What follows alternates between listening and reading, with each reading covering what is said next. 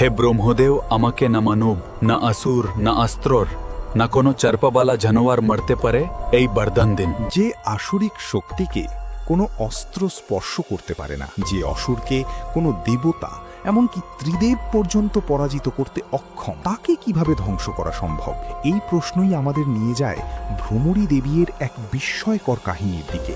ভ্রমরী দেবী হলেন হিন্দু ধর্মের এক শক্তিশালী রূপ, যিনি দেবী শক্তির এক ভয়ঙ্কর ও রহস্যময় প্রকাশ। ভ্রমরী দেবীর কাহিনী মূলত অসুর বিনাশ ও ধর্মরক্ষার সঙ্গে যুক্ত। প্রাচীনকালে অরুণাসুর নামে এক শক্তিশালী অসুর কঠোর তপস্যা করে ভগবান ব্রহ্মার কাছ থেকে এমন এক বরদান লাভ করেছিল।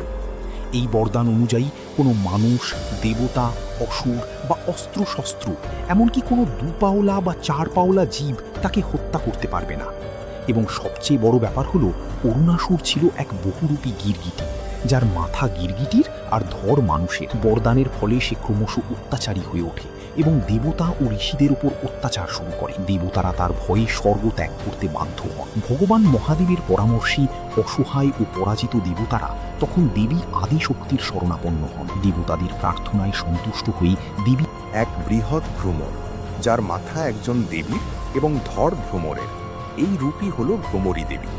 তার শরীর থেকে অসংখ্য ভ্রমর অর্থাৎ মৌমাছি উৎপন্ন হতে থাকে। এই মৌমাছিরা ছিল অত্যন্ত শক্তিশালী ও ভয়ঙ্কর। এরপর দেবী ভ্রমরীর যাত্রা শুরু হয় অরুণাসুরকে বধের জন্য। দেবী এক ক্ষুদ্র ভ্রমরের রূপে অরুণাসুরের নিশ্ছিদ্র গুহার মধ্যে আবির্ভূতা হলেন। অরুণাসুর ও ভ্রমরী দেবীর মধ্যে এক মহাযুদ্ধের পর ভ্রমরী দেবী সেই অসংখ্য ভ্রমরদের নির্দেশ দেন অরুণাসুরকে আক্রমণ করতে। যেহেতু অরুণাসুর কোনো অস্ত্র বা দেবতার দ্বারা পরাজিত হতো না, তাই এই ভ্রমরদের আক্রমণ ছিল তার বিরুদ্ধে একমাত্র কার্যকর উপায়। অসংখ্য মৌমাছি একসঙ্গে তাকে আক্রমণ করে। অসংখ্য ভ্রমরের বিষাক্ত হুলের কামড়ে ওই অসুরের শরীর ক্ষতবিক্ষত হতে থাকল এবং ধীরে ধীরে তাকে পরাস্ত করে দিল। অবশেষে অরুণাসুর সেই ভ্রমরদের আক্রমণে নিহত হয়। তার মৃত্যুর সঙ্গে সঙ্গে দেবতারা মুক্তি লাভ করেন এবং পুনরায় স্বর্গে ফিরে যান। দেবতারা ভ্রমরী দেবীর স্তব ও বন্দনা করেন এবং তাকে ধন্যবাদ জানান। এই কাহিনী আমাদের শেখায় যে অন্যায় ও অত্যাচারের বিরুদ্ধে দেবী শক্তি সর্বদা রক্ষা করতে উপস্থিত থাকে।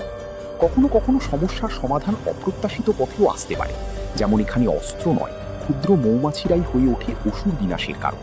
ভ্রমরী দেবী তাই শক্তি, সৃজনশীলতা এবং অশুভ শক্তির বিরুদ্ধে ন্যায়ের প্রতীক হিসেবে পূজিতা হন। এই কাহিনীটি ভালো লাগলে লাইক করে আমার চ্যানেলটিকে সাবস্ক্রাইব করে আমাকে আরও এগিয়ে যেতে সাহায্য করবেন। আর কমেন্টে অবশ্যই লিখবেন, জয় মা ভ্রমরী দেবীর জয়। ধন্যবাদ।